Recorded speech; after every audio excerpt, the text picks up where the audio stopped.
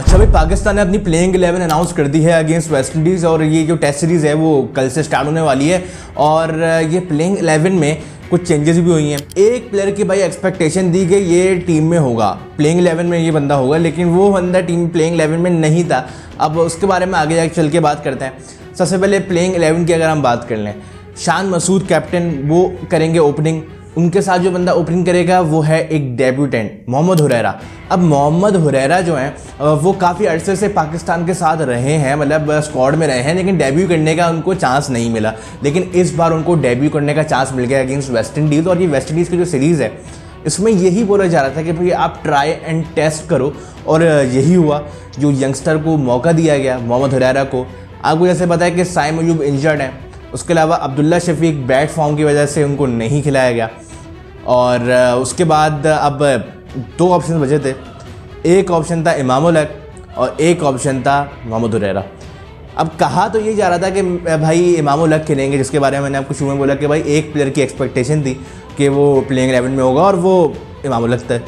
अब इमाम उल हक ने जो प्रैक्टिस मैच था अगेंस्ट वेस्ट इंडीज़ उनने वो कैप्टनसी भी उन्होंने की थी, वहाँ पे उन्होंने परफॉर्म नहीं किया। मोहम्मद हुरैरा ने परफॉर्म किया, 80 प्लस उन्होंने रन बनाए मोहम्मद हुरैरा ने। तो इस परफॉर्मेंस के ऊपर शायद मोहम्मद हुरैरा को चांस दिया गया है। और इसमें चांस देने का एक बहुत वैलिड रीज़न ये भी था कि भाई जो next world test championship cycle start होने वाली है उससे पहले पूरा जो पूल है ना प्लेयर्स का वो तैयार रहे और यंगस्टर को भी मौका मिले इंटरनेशनल खेलने का, और यही हुआ। तो एक अच्छा डिसीजन था। उसके बाद हमारे पास जो है वो वन डाउन आ रहे हैं बाबर आजम, फिर सेकंड डाउन आ रहे हैं कामरान गुलाम। कामरान गुलाम के बाद जो 5th नंबर पे प्लेयर आ रहे हैं वो सौशिक हिलाल हैं वाइस कैप्टन। फिर 6th नंबर पे आ रहे हैं रिजवान और 6ठे नंबर पे आना सलमान अली आगा। अच्छा, ये जो बैटिंग ऑर्डर है ये तो ऑलमोस्ट हमारा सेम है, सिवाय कि जो ओपनिंग पेयर है बाकी अभी तक यहाँ तक सेम है। लेकिन एक चीज़ अभी डिफरेंट ये होने वाली है कि जैसे मैं आपको पता है कि भाई आमिर जमाल स्क्वाड में नहीं थे अगेंस्ट वेस्ट इंडीज़, तो अब आमिर जमाल की जगह कौन आया? आमिर जमाल की जगह एक और एक्स्ट्रा जो एक स्पिनर खिला लिया गया। मतलब 3 स्पिनर, जेन्युइन स्पिनर हमारे खेलने हैं। साजिद नुमान तो खेल ही रहे थे, इंग्लैंड सीरीज़ में भी थे, और अब उनको वापसी लेकर आया गया। तो ये दोनों तो खेलेंगे। और इनके अलावा एक और स्पिनर को लेकर आया गया है, वो है अबरार। पिछली बार उन्होंने अनलकी रहते इंग्लैंड सीरीज़ में उनको पहला टेस्ट खिलाया गया था, और पहला टेस्ट खेलने के बाद वो बाकी जो टेस्ट मैच नहीं खेले थे जिसमें स्पिन विकेट थी। पहले टेस्ट मैच में स्पिन विकेट नहीं थी, बिल्कुल ही फ्लैट ट्रैक था और वहाँ पे बहुत बुरी शिकस्त हुई थी पाकिस्तान को। आपको जैसे याद होगा इंग्लैंड ने बहुत ही बड़े मार्जिन से पाकिस्तान को हराया था, और उसके बाद अबरार अहमद टीम से बाहर हुए थे। और 2 जो मैचेस से आखिरी के उसमें साजिद नुमान खेले थे और मैच जिताया था पाकिस्तान को। और अब फाइनली अबरार अहमद उस वक्त तो कोई बीमारी वगैरह के शिकार थे, अब वापसी आए हैं टीम में, और 3 हमारी जो स्पिनर हैं, स्पिनिंग ट्रियो है वो खेल रहा है। और इसके साथ साथ जो आखिरी जो 11th हमारे प्लेयर हैं वो एक फास्ट बॉलर हैं, वो हैं खुर्रम शहजाद। अच्छा भाई, खुर्रम शहजाद को रखने की क्या वजह थी? खुर्रम शहजाद को टीम में रखने की वजह ये थी कि भाई वो न्यू बॉल से अच्छी बॉलिंग करा लेते हैं, स्विंग अच्छी कर लेते हैं, और न्यू बॉल से विकेट टेकिंग ऑप्शन भी हैं। इसके अलावा रिवर्स स्विंग भी करना जानते हैं। तो इस वजह से कंप्लीट पैकेज है। और आपको पता है कि फास्ट बॉलिंग की इस विकेट पे, इन विकेट्स पे फास्ट बॉलिंग की ज़रूरत कहाँ पर होगी? फास्ट बॉलिंग की ज़रूरत भाई न्यू बॉल से होगी या तो फिर रिवर्स स्विंग पे होगी। तो इस वजह से खुर्रम शहजाद को जो है वो लेकर आया गया। और खुर्रम शहजाद बेहतरीन प्लेयर भी हैं टेस्ट मैच के, और ये एक अच्छा जो है वो ऑप्शन था कि भाई इन्होंने आमिर जमाल को नहीं रखा टीम में, मतलब स्क्वाड में नहीं रखा, और इस वजह से प्लेइंग 11 में भी नहीं है, और उसकी जगह एक प्रॉपर फास्ट बॉलर खेल रहा है। उसकी वजह से हमारी बॉलिंग स्ट्रेंथ काफ़ी मजबूत हो गई है। और ये आप सोच रहे होंगे कि भाई बैटिंग स्ट्रेंथ हमारी वीक हो गई है, तो भाई ऐसा नहीं है। बैटिंग स्ट्रेंथ हमारी इतनी वीक नहीं हुई है। जो साजिद और नुमान है वो भी अच्छी बैटिंग कर लेते हैं। फिर खुर्रम शहजाद और अबरार अहमद भी ऐसा नहीं कि बिल्कुल ही उनको बैटिंग नहीं आती, हल्की फुल्की बैटिंग वो भी करना जानते हैं। तो ये जो हमारी बैटिंग स्ट्रेंथ है, कोई वीक बैटिंग स्ट्रेंथ हमारी नहीं है अभी भी। और उसके बाद अगर आप देखें तो बॉलिंग बहुत मजबूत है, क्योंकि आपको पता है कि जो वेस्ट इंडीज़ के जो प्लेयर हैं वो स्पिन को इतना अच्छा नहीं खेल पाते, और हमारे पास जो है वो तकरीबन 4 स्पिनर हैं। मतलब 3 तो जेन्युइन स्पिनर हैं हमारे, और 3 में से जो एक स्पिनर हैं वो मिस्ट्री स्पिनर भी हैं हमारे अबरार अहमद। फिर जो चौथा स्पिनर है वो एक ऑलराउंडर है जैसे सलमान अली आगा, वो भी मौजूद है हमारे पास। फिर पार्ट टाइमर्स भी मौजूद हैं हमारे पास, जैसे कामरान गुलाम हो गए, सौशिक हो गए। वैसे उनकी ज़रूरत तो नहीं पड़ेगी, यही जो 3 हमारे जेन्युइन स्पिनर हैं वो भी काफ़ी रहेंगे वेस्ट इंडीज़ के लिए।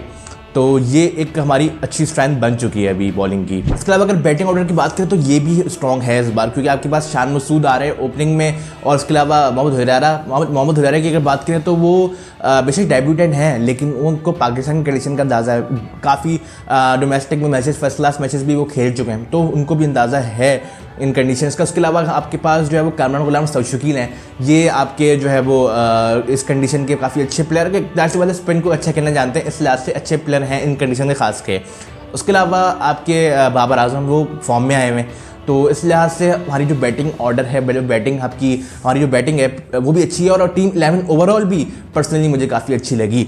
बाकी एक मसला है जिसके बारे में शान मसूद ने भी बात की है, उनसे प्रेस कॉन्फ्रेंस में सवाल पूछा गया कि भाई क्या ऐसी चीज़ थी आपके टेन्योर में जो कि आपको लगा कि आपने लैग किया है, क्योंकि काफ़ी आप लोग जो है वो मैचेस में जीतने के उसमें सिचुएशन में आ जाते हैं, लेकिन उसके बाद आप जीत नहीं पाते, तो क्या ऐसी चीज़ है जो कि लैग करते हैं। तो शान मसूद ने यही बात की।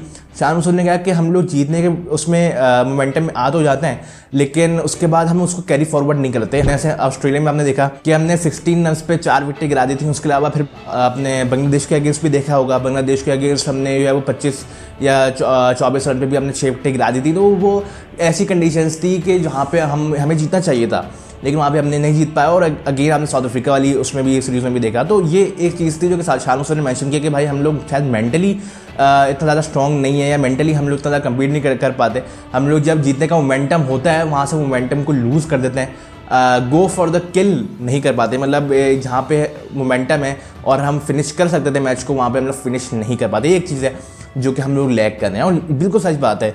आप ये उम्मीद करते हैं कि जो ये वेस्ट इंडीज़ वाला मैच है, अब ये होम कंडीशन में हो रहा है, इसमें तो हमारे साजिद नुमान और अबरार ही काफ़ी हैं, और लास्ट आप इंग्लैंड सीरीज़ में देखा तो कि हम लोग 2-1 जीते थे थैंक्स टू साजिद नुमान।